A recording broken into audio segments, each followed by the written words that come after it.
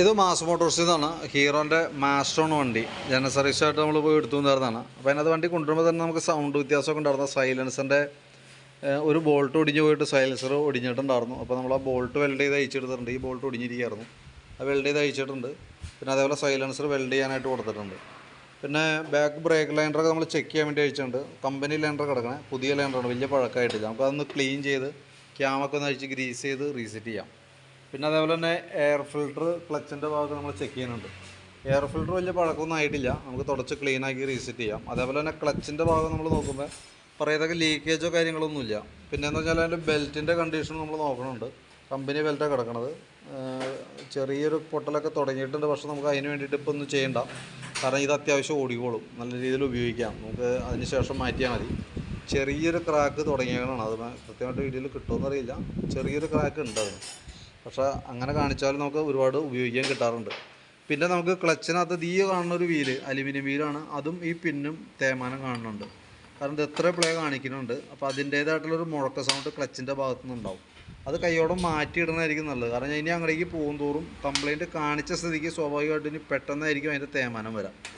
മാറ്റിയിടുന്നതാണ് എപ്പോഴും സേഫ്. പിന്നെ അതേപോലെ ബെൻഡെക്സൊക്കെ ചെക്ക് ചെയ്യുമ്പോൾ വർക്കിംഗ് ഒക്കെ ഓക്കെയാണ്. ബാക്കിലത്തെ ക്ലച്ച് പുള്ളി വീല് ഫുള്ളായിട്ട് നമ്മൾ അഴിച്ച് ക്ലീൻ ചെയ്യാനും ഗ്രീസിങ്ങിന് വേണ്ടിയിട്ട് അഴിച്ചിട്ടുണ്ട്. അതിനകത്ത് നമുക്ക് ഈ പിന്ന്, ഇതിൻ്റെ ഉള്ളിൽ തന്നെ ഈ പിന്ന് റോളർ സെറ്റ് മാറ്റിയിടാം, ഈ ഡാംബർ റബ്ബർ സെറ്റുകൾ മാറ്റിയിടാം. അത്രയാണ് അതുമായി ബന്ധപ്പെട്ട് വന്നോളൂ. എനിക്ക് തോന്നുന്നു എല്ലാം കൂടിയിട്ട് ഏകദേശം ഒരു 100 രൂപ 120 രൂപ അടുത്ത റേഞ്ച് വരുള്ളൂ. പിന്നെ അതേപോലെ ക്ലച്ച് ഷൂ ഒക്കെ ആയാലും അത്യാവശ്യം നല്ല ഷൂ ആണ്, ഉപയോഗിക്കാനുണ്ട്. ഈ പിന്നുമ്മയൊക്കെ ചെറിയ ടൈറ്റ് കാണിച്ചു തുടങ്ങിയായിരുന്നു, അപ്പോൾ അതൊക്കെ ഒന്ന് അഴിച്ച് ഗ്രീസ് ചെയ്ത് റീസെറ്റ് ചെയ്യാം. കിക്കർ ഇവിടെ ചെറുതായിട്ട് ലൂസായിട്ട് ഇവിടെ അതിൻ്റെ തുരുമ്പിൻ്റെതായിട്ടുള്ള പ്രോബ്ലം ആണ്, അപ്പോൾ അതൊക്കെ ഒന്ന് ഫുൾ ടൈറ്റ് ചെയ്ത് വെക്കാം. അതേപോലെ കിക്കർ വീലൊക്കെ ഒന്ന് ഗ്രീസ് ചെയ്തിടാം. പിന്നെ അതേപോലെ നമുക്ക് അതിൻ്റെ ഹെഡിൻ്റെ ഭാഗത്തൊക്കെ പറയത്തൊക്കെ ലീക്കേജോ കാര്യങ്ങളൊന്നുമില്ല. ചോക്കിൻ്റെ കേബിൾ, ഐസൊലേറ്റർ കേബിൾ, ഈ രണ്ടും നമ്മൾ ചെക്ക് ചെയ്തിരുന്നു. നിലവിൽ വേറെ കംപ്ലൈൻ്റ് ആയിട്ടൊന്നുമില്ല. ഫ്രണ്ട് ഭാഗത്തേക്ക് വരുമ്പോഴത്തേക്കും ഓൾറെഡി ടയർ കംപ്ലൈൻറ്റ് ഉണ്ട്, അത് മാറ്റുന്ന കേസ് പറഞ്ഞിട്ടുണ്ട് നമ്മൾ. ആ ടയർ നമുക്ക് മാറ്റിയിടാം, അത് സാപ്ര മോഡൽ ടയറിലേക്ക് ഇടാം കൺവേർട്ട് ചെയ്തിട്ട്. അതേപോലെ തന്നെ ഫ്രണ്ടിൽ വരുമ്പോൾ പുഷ്, അതായത് ഷോക്കിൻ്റെ ബുഷൊക്കെ നല്ല രീതിയിൽ ഓവലായിട്ടുണ്ട്, അപ്പോൾ അതൊന്ന് ചേഞ്ച് ചെയ്തിടാം. ഇതിൻ്റെ ഉള്ളിൽ വന്ന ഒരു കോളർ ബുഷുണ്ട്, ഇത് പിച്ചള ബുഷാണ് മെയിനായിട്ട് വരാം. അതിൻ്റെ ഉള്ളിലും ഒരു കോളർ ബുഷുണ്ട്, ആ കോളർ ബുഷ് മാത്രം ഒന്ന് മാറ്റിയിടാം. കാരണം ഇത് എത്ര പ്ലേ കാണിച്ചു തുടങ്ങിയിട്ടുണ്ട്, അപ്പോൾ അത് മാത്രമായിട്ടൊന്ന് അഴിച്ച് നമുക്ക് ചേഞ്ച് ചെയ്തിടാം നമുക്ക്. പിന്നെ അതേപോലെ തന്നെ ബ്രേക്ക് ലൈൻഡറൊക്കെ അത്യാവശ്യം ഉപയോഗിക്കാനുണ്ട്. കമ്പനി ലൈൻഡറാണ് കിടക്കുന്നത്. ഫ്രണ്ട് ബ്രേക്കിൻ്റെ ആയാലും ക്യാമൊക്കെ ഒന്ന് അഴിച്ച് കൂട്ടത്തിക്കൂടെ നമ്മൾ ഗ്രീസ് ചെയ്ത് കൊടുക്കും. ബാറ്ററി നമുക്കിത് ഇരിക്കുന്നത് 2022 മോഡൽ ബാറ്ററിയാണ് ഇതും ഇരിക്കുന്ന ബാറ്ററി. വോൾട്ട് ചെക്ക് ചെയ്യുമ്പോൾ 12.5 വോൾട്ട് മുകളിലുണ്ട്. നിലവിൽ 12.86 റേഞ്ച് വരെ വരുന്നുണ്ട്. അപ്പോൾ ഞാൻ ആ ബാറ്ററി ടെസ്റ്റിലേക്ക് ഇട്ടിട്ടുണ്ട്. നിലവിൽ ടെസ്റ്റ് കൊടുക്കുമ്പോഴായാലും ഓക്കെ ആയിട്ട് തന്നെ കാണിക്കണേ. പിന്നെ ഹാൻഡിലിൻ്റെ അവിടെ നിന്ന് ചെറിയൊരു ഷിവറിങ് കാണിക്കുന്നുണ്ട്. അത് ഓൾറെഡി വൈസർ പൊട്ടിയിട്ട് നമ്മൾ സെപ്പറേറ്റ് ഒരു ക്ലാമ്പൊക്കെ ഇട്ട് പിടിപ്പിച്ചതാണ്. അപ്പോൾ അതൊന്നും കൂടി ഒന്ന് സ്ക്രൂ ചെയ്ത് ബലപ്പെടുത്താം. കാരണം എന്ന് വെച്ചാൽ അതിൻ്റേതായിട്ടുള്ളൊരു ഷെയ്ക്ക് നമുക്ക് ഫ്രണ്ട് ഭാഗത്തുനിന്ന് വണ്ടി ഓടിക്കുമ്പോൾ കിട്ടുന്നുണ്ട്.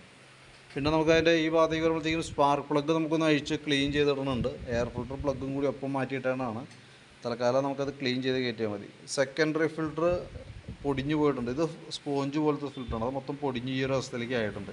അത് കാരണം ഇവിടെ നിന്നൊരു സെക്കൻഡറി യൂണിറ്റ് നമുക്ക് വന്നതാണ്. അപ്പോൾ അതും കൂടി നമുക്കൊന്ന് ചേഞ്ച് ചെയ്ത് റീസെറ്റ് ചെയ്യാം. എൻജിൻ ഓയിൽ നമ്മൾ നോക്കുമ്പോൾ കിടക്കുന്നത് നല്ല ഓയിലാണ് കേട്ടോ. ഓയിൽ തൽക്കാലം മാറ്റേണ്ട ആവശ്യമില്ല. ബാക്കിയത്തെ ഈ പറഞ്ഞേക്കണ വർക്കുകളാണ് നമുക്ക് മെയിനായിട്ട് ചെയ്യേണ്ടി വരാം. അതിനകത്ത് മാറ്റേണ്ടി വരുന്ന പാർട്സുകൾ ജസ്റ്റ് ഒന്ന് ഞാൻ പറഞ്ഞു പോകാം. ഒന്ന് സെക്കൻഡറി ഫിൽട്ടർ യൂണിറ്റ് നമുക്ക് ചേഞ്ച് ചെയ്ത് തരണം, അത് മൊത്തം പൊടിഞ്ഞ ഒരു അവസ്ഥയിലാണ് നിൽക്കുന്നത്. പിന്നെ ഫ്രണ്ടിലേക്ക് വരുമ്പോൾ ഇതിൻ്റെ ഉള്ളിൽ വന്ന കോളർ ബുഷും ഈ ഗ്രീൻ ബുഷും ഒന്ന് ചേഞ്ച് ചെയ്യാം. അതാണ് നമുക്ക് ഫ്രണ്ടുമായി ബന്ധപ്പെട്ട് വന്നത്. പിന്നെ ഫ്രണ്ടിലത്തെ ടയറാണ് നമുക്ക് മാറ്റേണ്ടത്. ഇവിടെ ഒരു അഡീഷണൽ സ്ക്രൂ ഒരെണ്ണം കൊടുത്ത് പിടിപ്പിച്ചേക്കാം. പിന്നെ ഈ ഭാഗത്തേക്ക് വരുമ്പോഴത്തേക്കും ക്ലച്ചിൽ വരുമ്പോൾ ഈ വീലും അതിൻ്റെ ബോസ് ഡ്രൈവും, ഈ അലുമിനിയം വീലും അതിൻ്റെ ഈ ബോസ് ഡ്രൈവുമാണ് കംപ്ലൈൻ്റ് ആയിട്ടുള്ളത്. അപ്പോൾ ഇത്രയും കേസാണ് മെയിനായിട്ട് നമ്മൾ ചെയ്യണത്. അപ്പോൾ അതിന് ഏകദേശം എത്ര കോസ്റ്റ് വരുന്നൊരു എസ്റ്റിമേറ്റ് ആക്കി നോക്കിയിട്ട് അതിൻ്റെ ഡീറ്റെയിൽസ് ഒന്ന് വാട്സാപ്പിലേക്ക് ഒന്ന് സെൻഡ് ചെയ്തിട്ടേക്കാം. ഓക്കെ, വർക്ക് കംപ്ലീറ്റ് ആകുമ്പോഴത്തേക്ക് ഏകദേശം ഒരു 6 മണി 6:30 ആവും. അപ്പോൾ വർക്ക് കംപ്ലീറ്റ് ആയി കഴിയുമ്പോൾ എന്തെങ്കിലും കോൺടാക്ട് ചെയ്യാം കേട്ടോ.